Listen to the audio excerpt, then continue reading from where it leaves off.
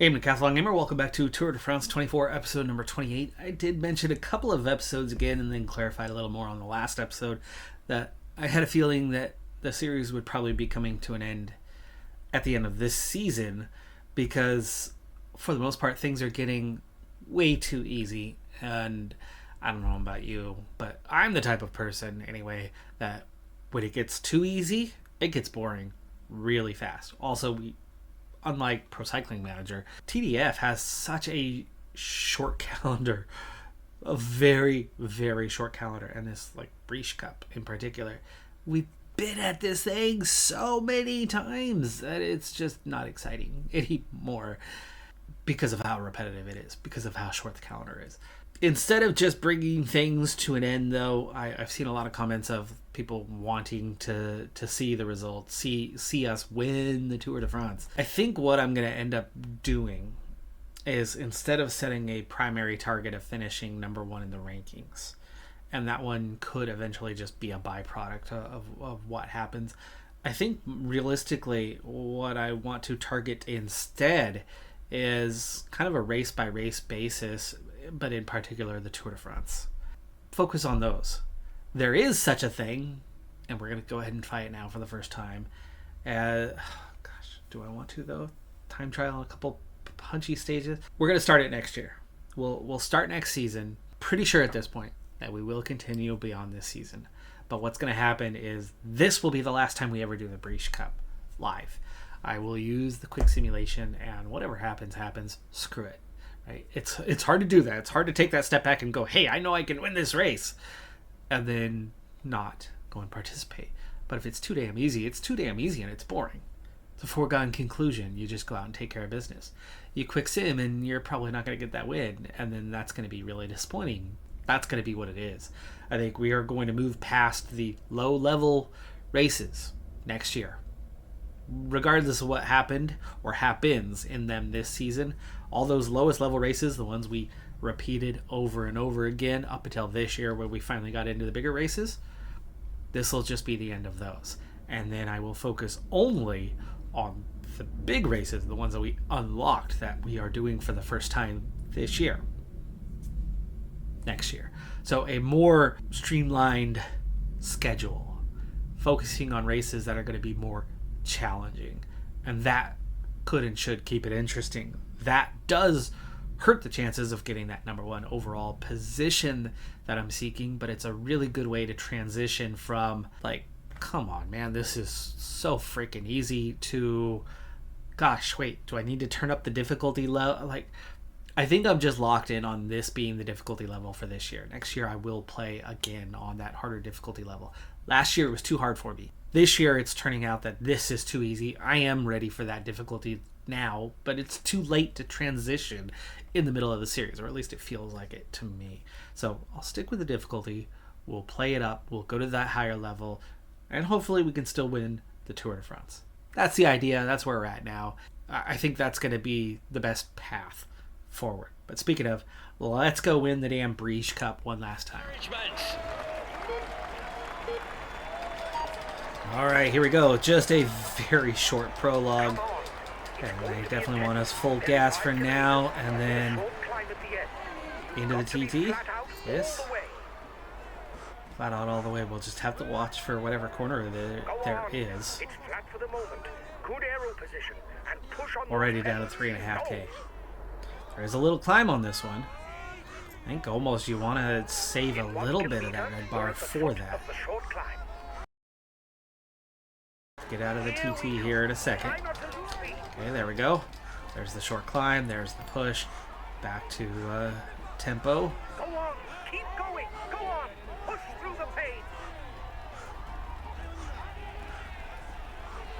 Down a final 1.5 kilometers. Go. It will soon be over.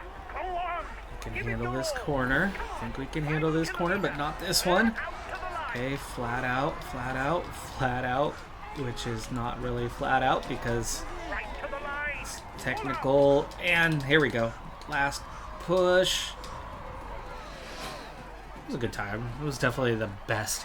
I've gotten much better at handling in and out of TT position and when to push, when not to push. I am doing a much better job with those, but my ratings are still very poor, so time loss will have been there. We'll have some time to overcome in the next 2 stages to take the overall. Well, that was unexpected. I get second on the team, and I get a top 10 overall. I was just 10 seconds off the win. With my terrible time trial rating, I was just 10 seconds off the win. What the heck? But we do win. McNulty, the rider who I passed up. I am now the highest rated rider on the squad. So we've done it 3 years running, where we've gone from definitely not there, one of the lowest or the lowest, to the best before the end of the season. That's the state of our rapid development. But now we've overtaken McNulty as the best, but he, much better time trialist than me. I'm just about the weakest on the team and somehow still got second. That's pretty dang good, but it's not a win. But we're in great shape to win the overall and have McNulty right there on the podium with us, it looks like. I've never seen myself on the favorites list before, but here I am, the favorite for the stage, and McNulty also in the favorite 3 for the stage. So things are looking pretty damn good for this one, even without the obvious difficulty bonus that you kind of have over the AI. Bad news early on. No other team is interested in keeping the breakaway in check, and 9 riders were going out very quickly. So I've put 2 riders on the front, rode at 60, gap was still going out, rode at 70, gap was still going out slightly, and started riding at 80, and that is only just keeping them in check at 6 minutes. 120k to go, plenty of time to pull them back, but if other teams aren't going to participate, aren't going to help us pull it back, this could be a very long day, and this could be some huge time losses with the breakaway taking the win. Finally, some other teams are getting involved in the chase, though. Hamilton and Quinn, the ones sacrificing themselves to do this. Yeah, okay. We might be okay now that it's down to 4.5 minutes. Now that we're getting that help, now that there's 4 or 5 other riders, when it was just 2 of us, I was really freaking nervous. Let's go ahead and gel up for those 2. Get some recovery, and it does. Just as planned. There's riders out the back. This has been a high tempo. Gap's back out to 3.5 though, so yeah, it's not going the right direction. Oh, just in time through the feed zone. Alright, so 3 of us in perfect shape, but the others are not doing so hot in that matter. Gap's at 253 with 60k. It's okay. Gel up for those 3 Okay, though. I'll consume a feed. At 30. I think we're looking okay on that catch and not having to bury toins. Yeah, there's riders attacking. That's not what we want. So up to a 90. Let's also put Quinn back on. And let's get Jay Vine. Yeah, now it's starting to come down again. Minute 9. Okay, that's not a rider that's attacked. That's a rider coming back. So the front group's actually starting to break up. And the gap's relatively small. Inside 10k though. We're going to have to turn it up to a 100 here pretty soon.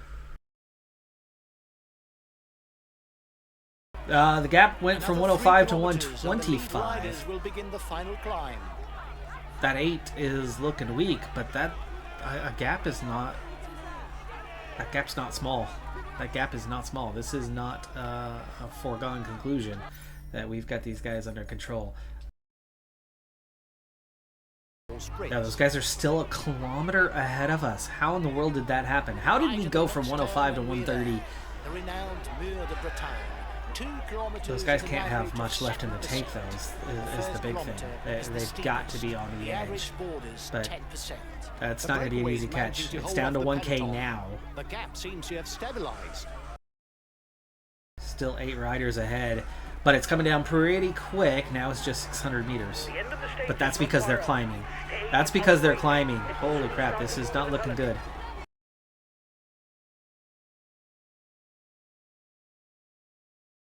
You need that red bar. You need that red bar as you crest and be able to sprint. I don't think we're going to catch them. I don't think we're going to... It's still a minute.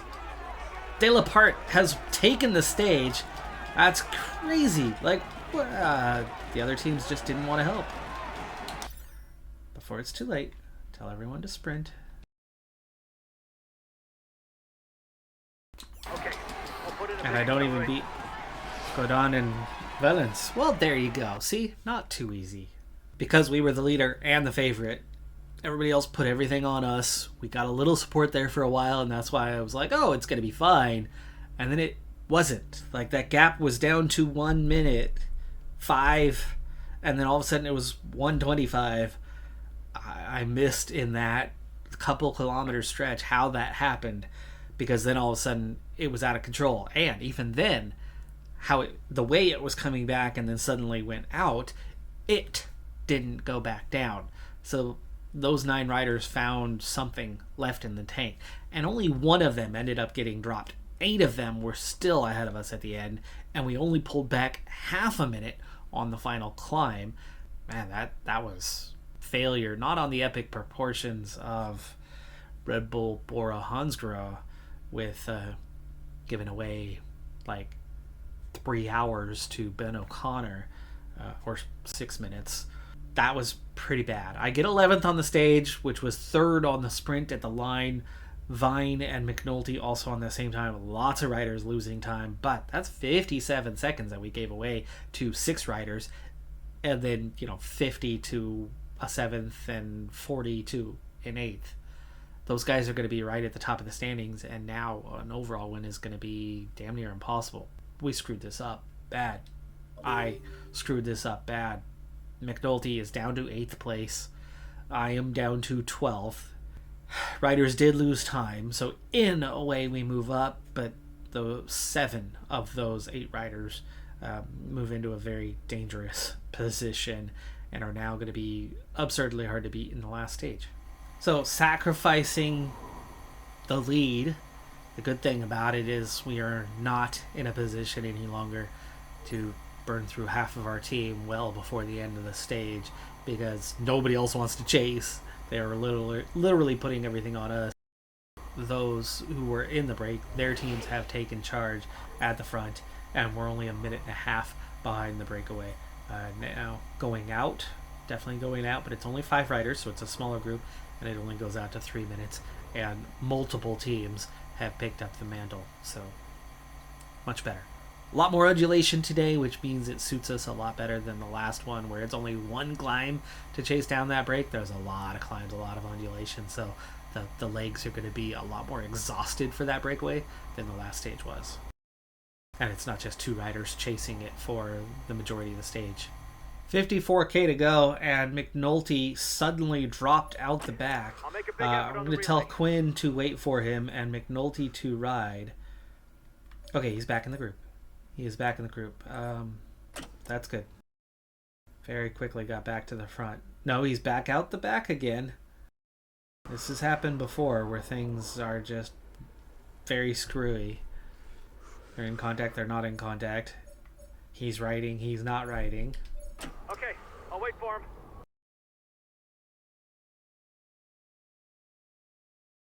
Now there's 62 riders back there, so Peloton down to 69. The tempo is high, but the McNulty going out the back thing just did not make much sense. We'll keep an eye on his grouping. We still have a few climbs to go. They temporarily left a lot of guys behind. Quinn! There you go. See? Quinn. McNulty. This happened to us earlier this season, a couple races ago, with a key rider. Was it McNulty? Same thing happening then. And now McNulty won't stay on. McNulty doesn't stay with him. They are 4 minutes behind. We're 14 seconds. So they've lost 2.5 minutes with somebody riding at 100% tempo. Like, McNulty dropped out the back and lost 2.5 minutes in seconds, in 1K. Stuff that doesn't make any sense. McNulty's out of contention. Totally out of contention. There he goes again. Quinn drops McNulty. Is this sprint point worth anything? Pithy. Is there a time bonus Make a here? big effort on the relay. I think this is for fourth, so... Oh, it was third. 15 points, but... Oh, Vine's getting protected, but not me. Right. So 57 left in the peloton. 2 more climbs to go. Chaos has ensued. McNulty seems insistent on, I don't want to ride, and has gone backwards multiple times just without reason out the back, with huge chunks of time lost his foot on the pedal rapidly. He's a danger to the overall standings. The peloton is 2 kilometers from the top of the climb. Hamilton was supposed to be protecting me, but he just went out the back. Let's switch that up. Let's also go ahead and use blue gels for everyone, preparing for the final climb. Let's switch this up. We're going to go 110 tempo for Toynes and Vine.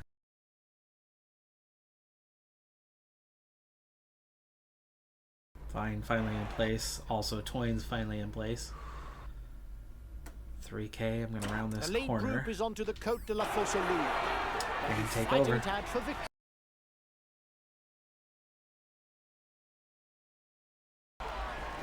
going to give a little nudge forward. Things get stretched down to 20 already. Vine is shoving me into the wall. Vine is shoving me into the wall. And there goes my teammate. Leaving the group behind.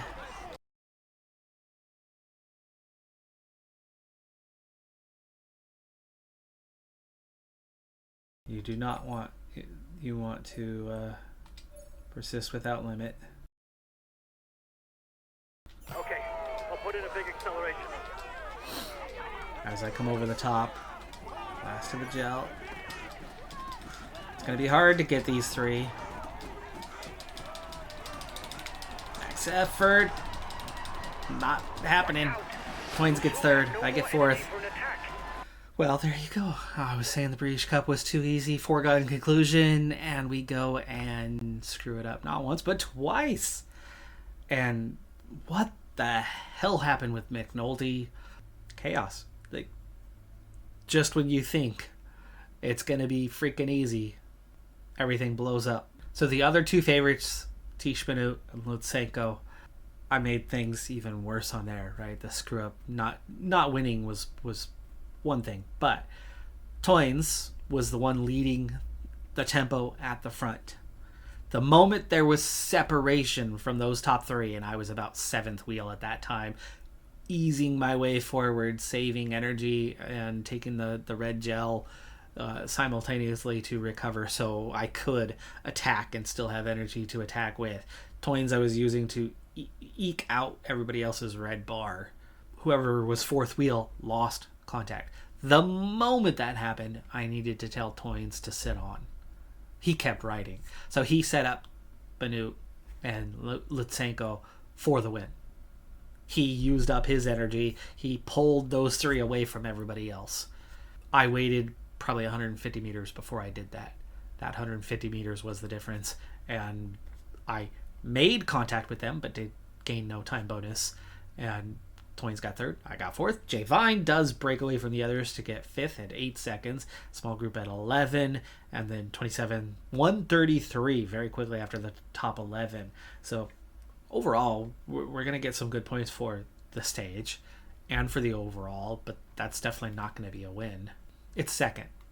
Gugard takes the win. I get 2nd. It's a good result, but it's not a win. It's not great. And yeah, that much left to be desired in this one. Lutsenko, Tish-Benoot, Armorale. Vine gets 6th. Toynes gets 11th in the overall. Still just dumbfounded on what happened with McNulty and how he lost, how he got dropped from the main group when he had full energy and had been well placed. Don't know sometimes. Don't get it sometimes. KOM Dens with 4 points. Man, that would have been an easy win right there. Points classification, I get 4th. Brustenga takes that win. I do win the under 25, so woohoo. We do win the team classification. Combativity goes to Gugard, so he gets the overall and combativity, right? And we screwed this thing up. Obviously, the result wasn't awful. Second place, we got a podium, and we got podium on the stage, and woohoo, we won a stage. But obviously, we screwed this thing up and did not do what one would hope you would do.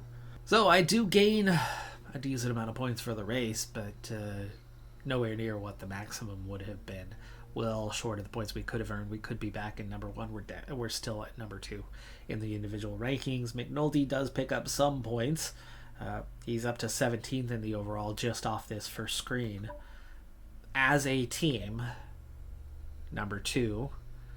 Overall, again, decent points haul overall, but could have, should have been more. I gain absolutely nothing in this one. Nothing. But that is the Breizh Cup behind us, so that's going to do it for this episode. Man, that left a sour taste in my mouth because we should have won that thing easily. We do take second overall, but not a consolation prize. Not really. That was about as disappointing as they come after that good first stage. Like, excellent first stage on a time trial with such weak ratings. That was like, okay, we are set. And then we go screw up both the second and third stage. Well, there you go. Apparently it's not too easy after all. I'm Decathlon Gamer. Like, comment, subscribe, and I'll see you next time. Have a good one. Be safe out there. Bye for now.